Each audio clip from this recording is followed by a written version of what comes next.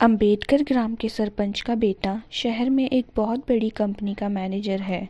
आज अपने पिताजी से मिलकर अपनी पत्नी के साथ वापस शहर आ रहा है। बेटा, रात होने वाली है और रास्ते में जंगल भी है। कल सुबह होते ही बहू के साथ चले जाना। लेकिन पिताजी, मैं और यहाँ नहीं रुक सकता। कल मेरा ऑफिस पहुँचना बहुत जरूरी है और वैसे भी मेरी छुट्टी आज तक ही थी। ठीक है, अगर यही तुम्हारी जिद है तो। सरपंच जी घर के अंदर जाकर नींबू मिर्च लेकर आते हैं और कार के दरवाजे पर बांध देते हैं। फिर राजेश अपनी पत्नी के साथ कार में बैठकर शहर के लिए रवाना हो जाते हैं। गांव से निकलते निकलते रात हो जाती है और जंगल के पास पहुंचकर रुक जाते हैं। जंगल काफी घना है और चारों तरफ घनघोर अंधेरा है। जंगल एकदम डरावना और सुनसान दिख रहा है।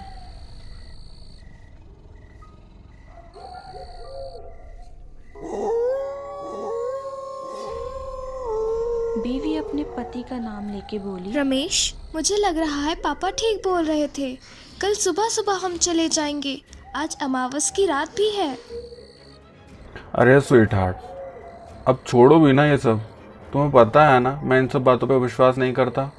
रमेश अपनी गाड़ी चालू करता है और दोनों आगे बढ़ने लगते हैं। जंगल में घोर अंधेरा होने के कारण ज़्यादा दिख नहीं रहा है, इसलिए रमेश धीरे धीरे कर चला रहा है। चारों तरफ से जानवरों की डरावनी आवाज़ें सुनाई दे रही हैं। बीच जंगल में पहुंचते ही अचानक से उसकी कार बंद हो जाती है। वो दोनों एकदम से बहुत ज़्यादा डर जाते हैं। थोड़ी देर लंबी लंबी सांसें लेने के बाद चारों तरफ देखते हुए रमेश धीरे धीरे गाड़ी से बाहर निकलने की हिम्मत करता है। अब क्या करेंगे? मैंने बोला था आपको, आप किसी की सुनते ही कहाँ हो। चारों तरफ काले अंधेरे के सिवाय कुछ नहीं दिख रहा है। तभी पूरे शरीर पर राख लपेटे, एक हाथ में कमंडल और लालटेन, दूसरे हाथ में लाठी लिए हुए वहां से निकलता हुआ दिखा। बाबा, जरा सुनिए, हमारी कार खराब हो गई है। क्या आसपास कोई घर होगा जहां हम रात बिता सकें? सुबह होते ही निकल जाएंगे। बाबा ने पहले रमेश को देखा, फिर कार में बैठी उसकी पत्नी को देखा। उनको देखने के बाद बाबा ने कार में लाठी मारी और कार अचानक चालू हो गई। चालू कार को देखने के बाद दोनों अचंभित हो जाते हैं। फिर बाबा की ओर देखते हैं। अब वहाँ कोई नहीं है। बाबा अचानक गायब हो चुके हैं। रमेश जल्दी से कार में बैठकर वहाँ से चल देता है।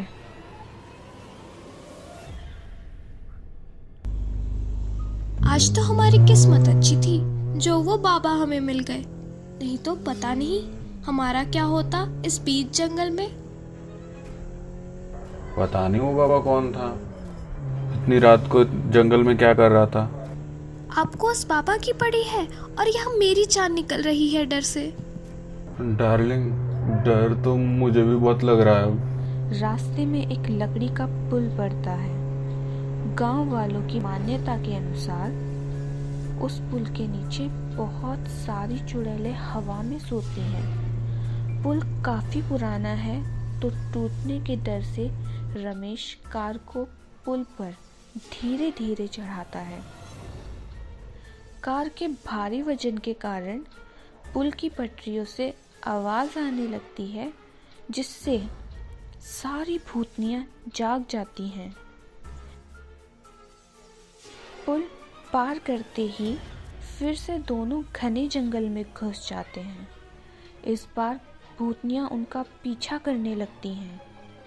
दोनों लोग पहले से ही बहुत डरे हुए थे कि इतने में ही एक भूतनी उनकी कार के सामने आ जाती है। दोनों डर जाते हैं। रमेश भूतनी को देख एकदम से ब्रेक लगाता है और कार रुक जाती है। वो भूतनी कार के पास आने की कोशिश करती है, लेकिन नींबू मिर्च टंगे होने के कारण वो कार के पास नहीं आ पाती। बाकी भूतनियाँ भी कोशिश करती हैं, लेकिन वे असफल रहती हैं। शायद कार पे बंधी नींबू मिर्च के कारण ये लोग हमारे पास नहीं आ पा रही हैं। जल्दी से कार स्टार्ट करिए, यहाँ से भागते हैं, नहीं तो ये हमें जान से मार देगा। रमेश हड़बड़ाते हुए कार को स्टार्ट करता है और कार को रेस देते हुए तेजी से आगे बढ़ता है। भूतनियाँ भी उसकी कार का पीछा करती हैं।